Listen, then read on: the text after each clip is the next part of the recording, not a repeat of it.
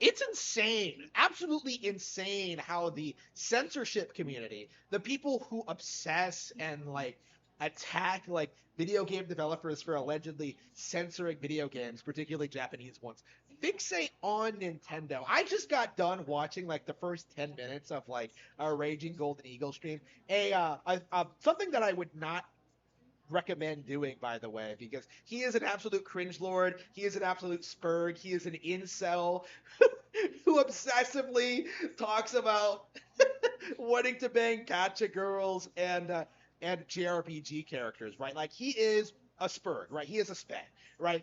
I cannot stand this individual, right? I've had problems with him for a long time.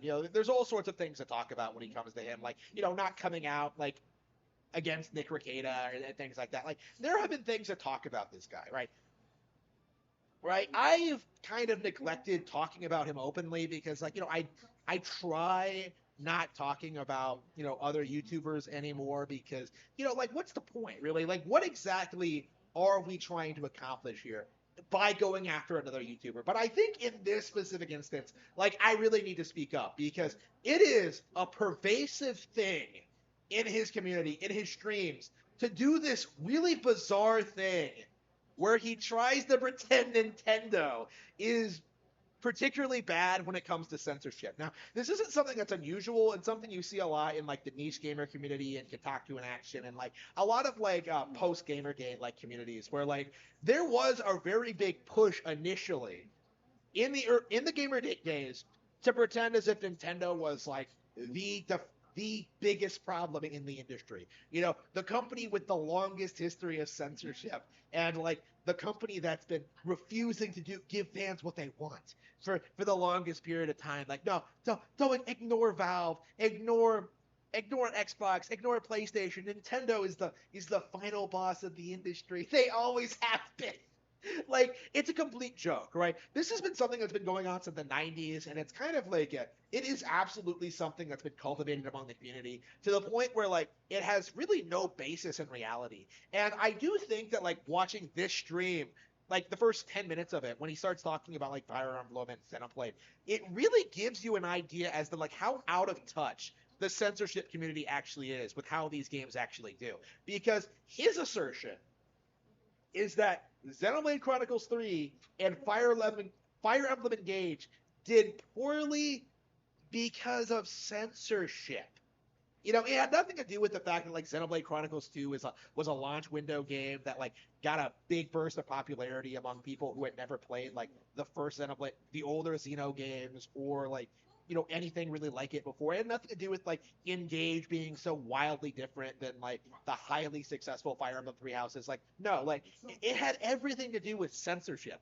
Apparently, millions of people did not buy Xenoblade Chronicles 3 purely because in the opening chapters of the game, the characters weren't dressed like hookers on the side of like anime Main Street, right? Fire Emblem Engage did not do very well at all because of minor changes to support conversations in English. It had nothing to do with like the bizarre VTuber design or like the tone being ridiculous or just all in all like not being all that well written, having like these issues that kind of like put it at odds with people who really really love Three Houses. Right? No. According to this guy, oh man, these games have been going downhill for years. Fire Emblem hasn't been good since Awakening. He didn't actually. He said he stopped at Fates. I don't know what that means. Like, does that mean he didn't play Awakening? Does that mean that like he's the sort of person who thinks the game stopped being good after the series became popular with Awakening? I don't know exactly what he said, but like basically he's like, oh, I stopped playing the games at Awakening. I stopped playing the game at Fates because of the censorship. Like these games are getting worse and worse. They're not pandering to the real fans. And I really have to like stop and think like if you're the sort of person who like stops playing these games for like petty reasons like that, like are you really a real fan? Like these were never like censored. Like it's such a weird thing because like classic Fire Emblem, pre-awakening was not particularly fan servicey at all, right? This idea that like it was always like over sexualized, like no, it's a part of the modern thing. Like the modern Fire Emblem games, like that appeal to like his sensibilities, that have like the bathing scenes and shit like that, like you know, the fan service he supports, and like the more sexualized female designs. Like that wasn't something present in the older games. Like it's such a weird thing where, you know, I'm seeing this guy talk about Xenoblade, about like Fire Emblem, and I really have to wonder, like, was this guy ever a fan of these franchises? And I really have to say no, because like seeing him talk about Three Houses, like Engage, about Fates, like, you know, playing Fates, like Fates is one of my most hated games of all time, right? Like I despise Fates, but when I think of that game critically, when I think of all the issues it has and stuff like that, like I think of like the decision to make it like the split the campaign pass. I think of the decision to like hire an outside writer. I think of like, you know, the ridiculous story elements. I think of like the weird pacing. I think of like, you know, the gameplay mechanics, right? Like Fire Emblem Fates is a mess through and through. Like all of its problems, all of them have nothing to do with censorship, right? The censorship thing is like something that was like drummed up by Spurbs who don't really understand how localization works. This is something I've been talking about for a long time. But like when I look back at Fire Emblem Fates, all of its problems were very much prevalent in the original Japanese release, right? And what happens with it with Fire Emblem Three Houses, right? They put out a game, you know, that they weren't expecting to do all that well. That was like kind of an early Switch game that was like, you know, I think they delayed it at some point. Like, you know, it was like supposed to be a minor release, and it did unprecedentedly well, right? Because Three Houses like fixed a lot of the problems with Fates. You know, it had multiple paths, but they weren't all ridiculous. Like it had like really interesting characters. It had great mechanics. It was a great video game all around. And yet this guy is like coming out here saying that like, oh, this game it sold a bunch of copies, but none of the normies played all that much of it. And I think that's true for a lot of these games that take off among mainstream audiences. Like you are delusional if you think most normies finish something like Elden Ring or Armored Core 6 or Nier Automata. Like plenty of people stop Nier Automata after like the first ending, right? Like that's a known phenomenon. You know, I know for a fact DSP did that, right?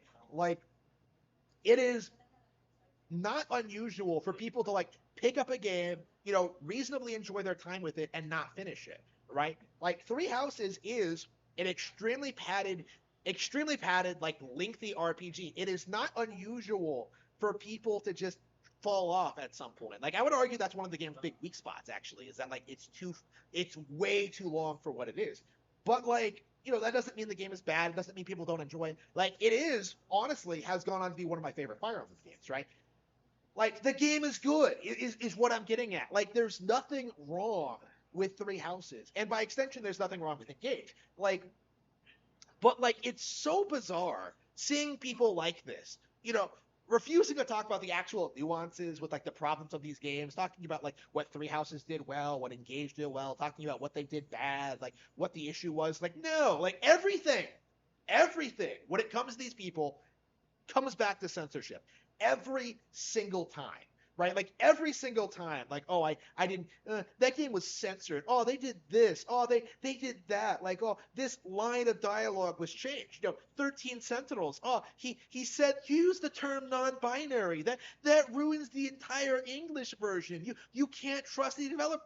Like, 13 Sentinels was phenomenal. Okay, like I loved that game, and for a long time, like people like this put me off trying it because I genuinely was led to believe by people who apparently did not actually play the game that the translation was so terrible that the story was completely ruined. And that was not true at all. Like 13 Sentinels was a phenomenal title, right? Like I loved every moment of that game, right? And I would have missed out on it if I listened to these people and was more invested in like how much anime titties were in my games than like the actual content like involved, right? Like I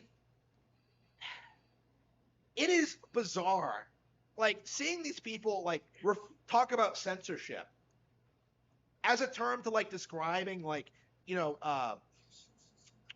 taking away like fan service and like anime titties, right? Like that is a deal breaker for them. That is the only thing they care about, is like having anime girls just fawn all over them. Like it's just crazy. Like you really get this like feeling that like they don't really enjoy video games at all. You know, watching these live streams, watching these people like Spurg about Nintendo, like spurging about these companies, like praising gacha games for not censoring stuff. Like it's pathetic. It absolutely is. And like I've always felt this way. I've always been speaking out against it. But like I do think for people like this who legit do entire live streams making things up about Nintendo, about like Treehouse, about the localization of certain games, about certain games in general. Like it is appalling how these people like constantly, constantly do their best to muddy the waters, make things up, and create allegations for things that simply did not happen.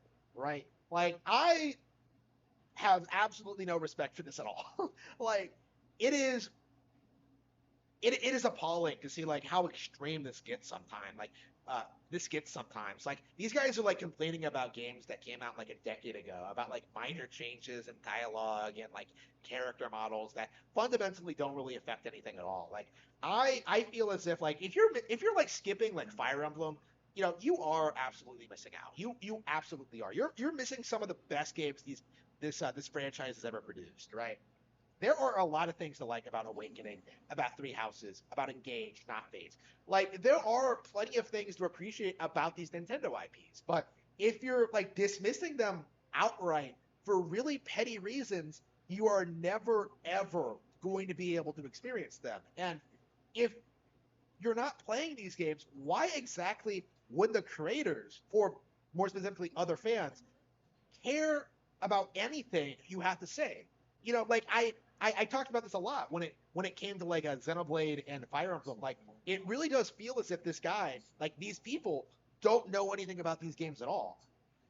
If they're like if this kind of thing is like such a massive deal breaker to them, they were never fans of Fire Emblem. They were never fans of Xenoblade. They were never fans of Nintendo in general. And as a result of that, they should not be taken